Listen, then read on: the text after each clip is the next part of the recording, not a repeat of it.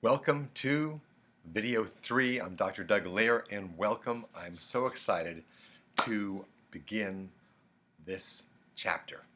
All right, so we are here on why our clients, patients, students don't respond to our care, and when they do, why they plateau, or why they go back, or why new conditions are formed, why they don't get 100% well. All right, I gotta adjust that. Okay, why they don't. So let's look at the third, which is mental emotional stress and something much, much deeper. So braced, ready? All right. So we're aware that stress is a major cause. Emotional stress, mental emotional stress, is the core cause of all illness.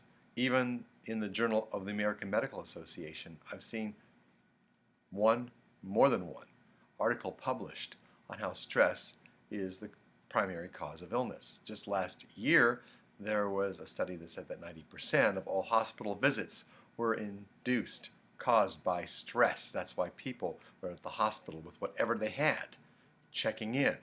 Whoa, they were sick enough to go to the hospital with whatever that condition was. So we must look at this, whether we're doing acupuncture, chiropractic, naturopathic, other integrative and holistic modalities and practices.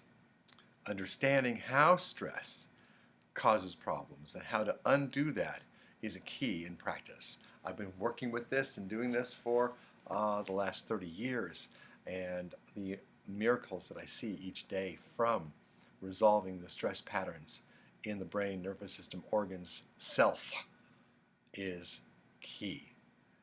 All right, so let's start with the basics. We know that survival mode and healing mode are two modes of that brain and nervous system, and that stress induces us to go into what? Survival mode. Now, once you go into survival mode, the body records that stress in memory, subconscious memory, unconscious brain, and now we are ready for that tiger all the time. Problem is, that tiger is in our own mind. And sometimes it is outside us. Yes, sometimes we have an abusive person in our life growing up as a kid. So we're all geared up and ready for them coming in. But what happens when we're adults? We're still stuck there. We're still there waiting to be criticized, ridiculed, abused, bludgeoned, whatever it is, whatever that induced stress in our life has been. So now we're responding to people, patients, life, our partners, the world, our finances, family, business, all in this survival mode. And it skews our perceptions. That's so important to understand that science today says that our perceptions are based on what we see in our mind's eye, what's in our subconscious, and then it projects into the world that which we see. So if we have pictures of abuse here, we're going to be looking and sorting for abuse and look for that everywhere. And then, oh, that person said that thing, that hurt me. Oh, that person did that, that was abusive, that thing and that thing. Whoa. And then we hired those people to work for us. And now harassment suits, and oh, maybe we're one in there ourselves. So, how do we change this? This is the key. Let's go a little deeper though.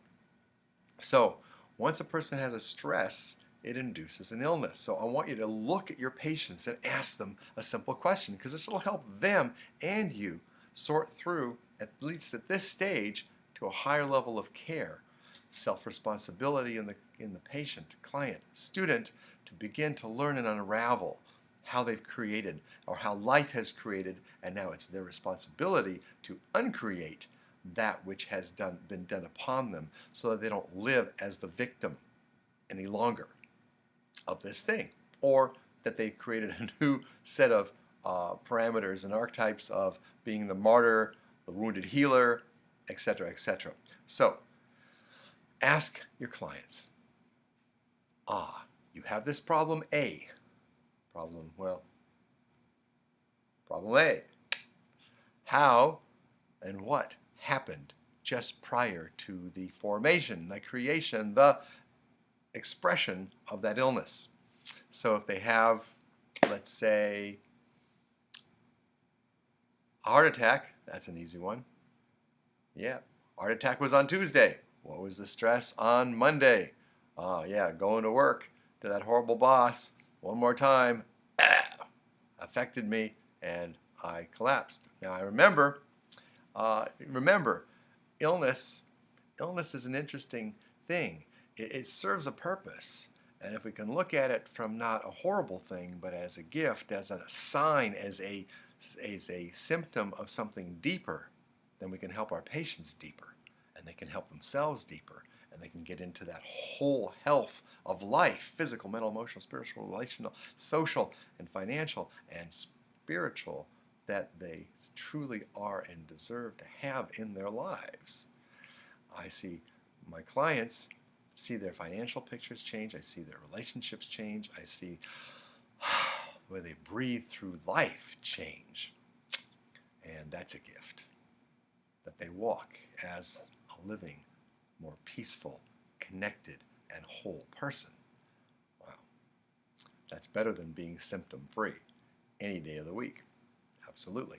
So let's look at that. So again, before every single illness, there is a stress. Find out what it is. Help them see what it is.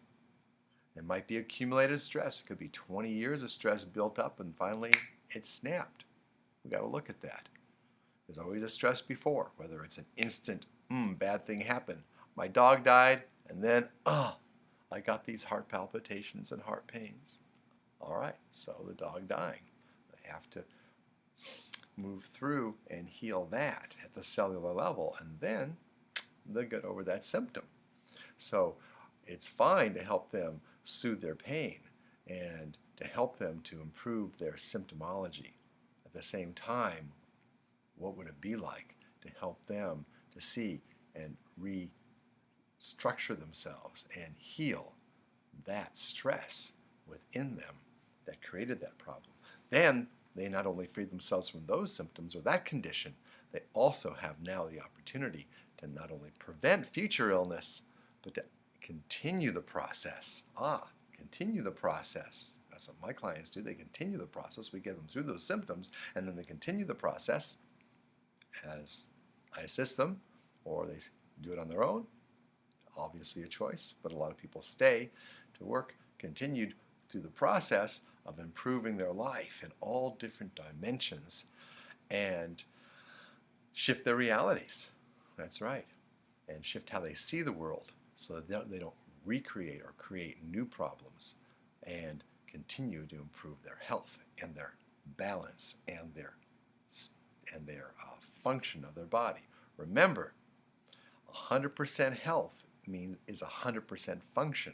So you can just raise a function a little bit and get over a symptom, but if you continue raising that function past symptoms and raise that function and function and function, wow, that means you're resolving stress after stress after stress in their system, improving the way that they make choices in life and the way that they experience life through more joy, more peace, more love and self-love, that they are now in a place where they can contribute and help other people at a far greater instance. This is what I love doing with practitioners, is helping them to heal at these core levels, because then they're at a higher vibration, at a higher level of service, a higher level of giving their heart and love to those clients. It's amazing how this force is a healing force.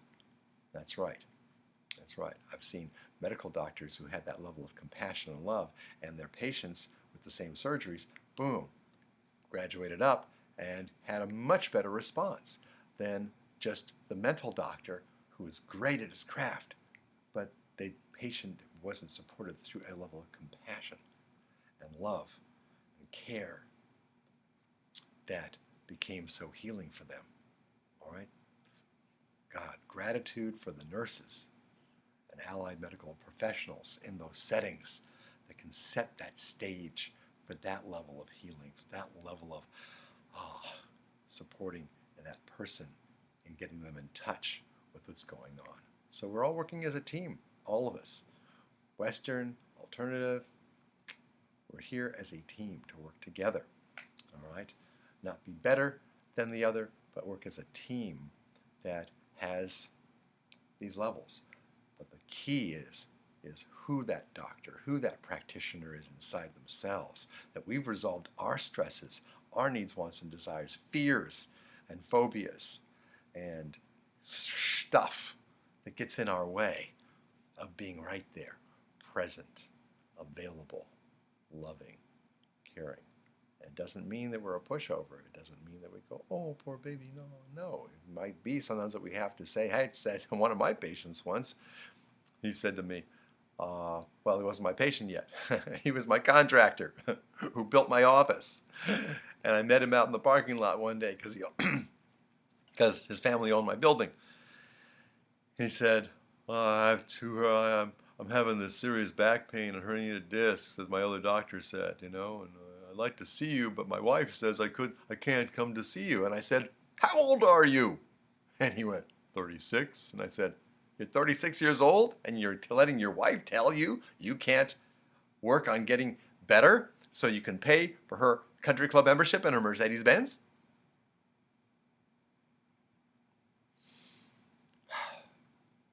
Because I was committed to his well-being. Told him the truth.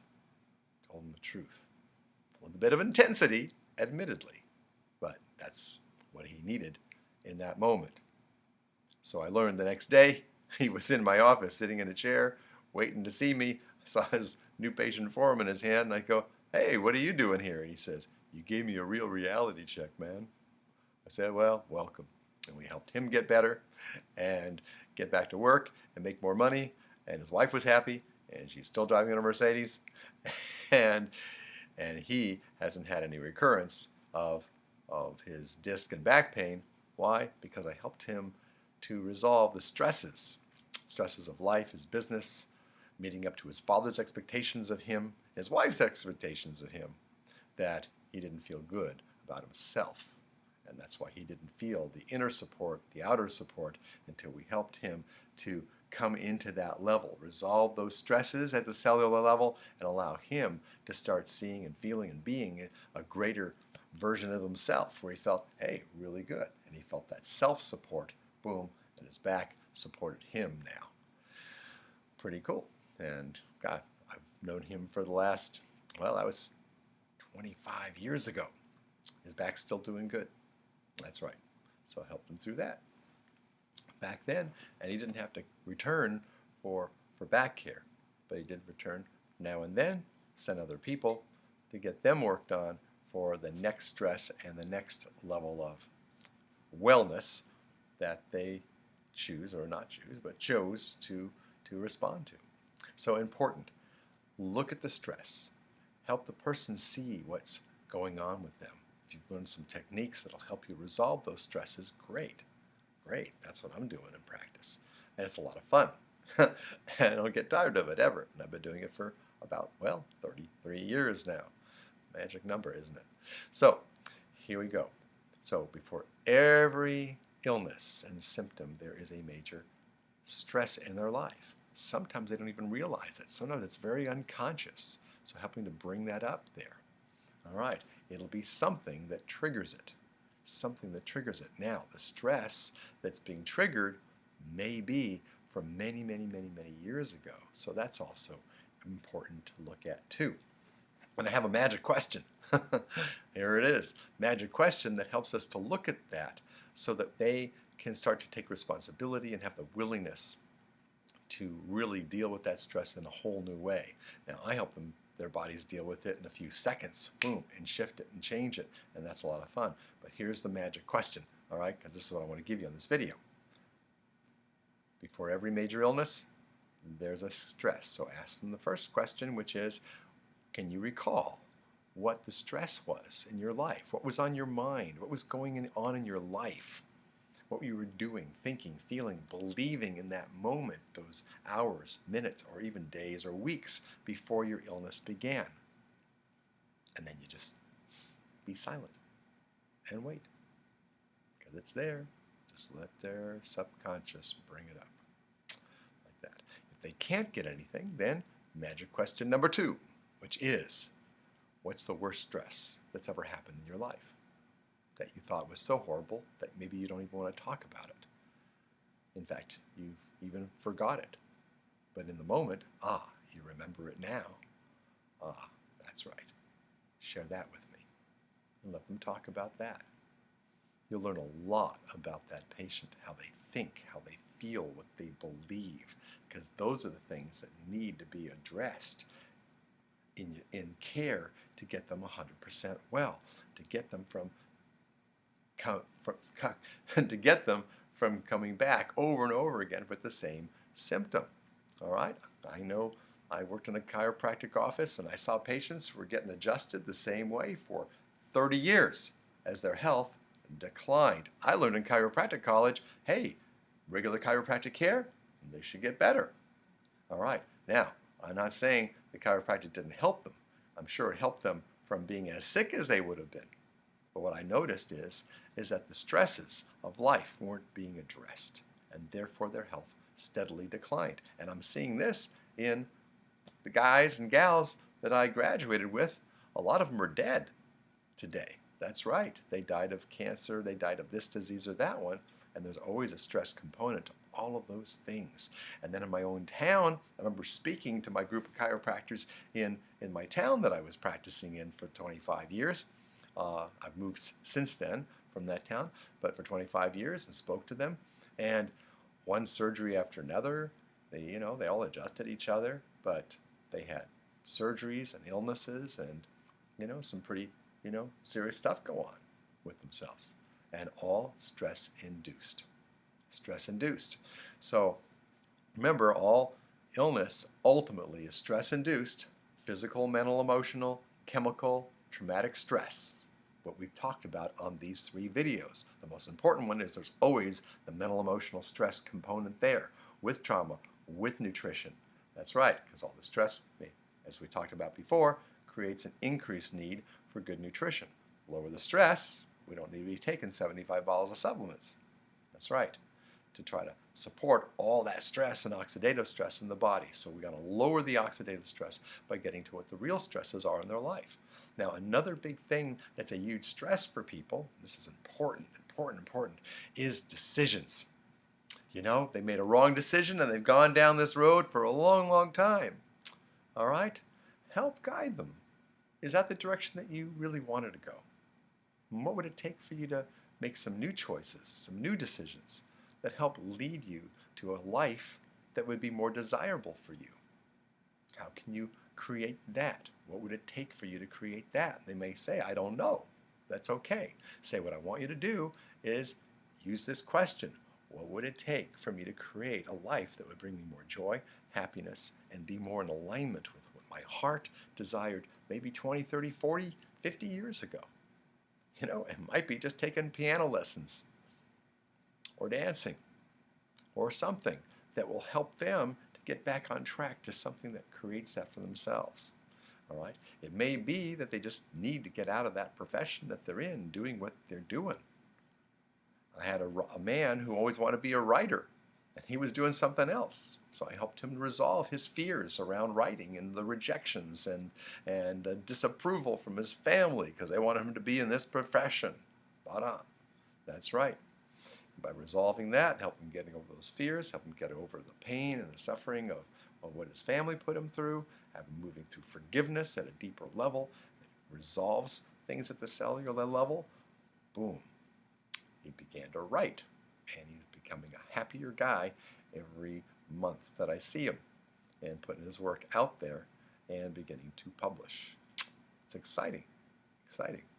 So thank you for joining me in this time in these 3 videos. I hope it's been valuable and you've learned at least one thing that's life-changing for yourself and life-changing for your clients, patients, students, in helping you to be a better doctor, practitioner, healer, and a few ideas of perhaps new choices that you might want to make, a new decision on how to up your, I guess we use that up your game thing, so up your game and change it up to a higher level of function in your life, physically, mentally, emotionally, spiritually, financially, and socially, and with family, to becoming a more whole and healthy person yourself. Remember, heal the healer.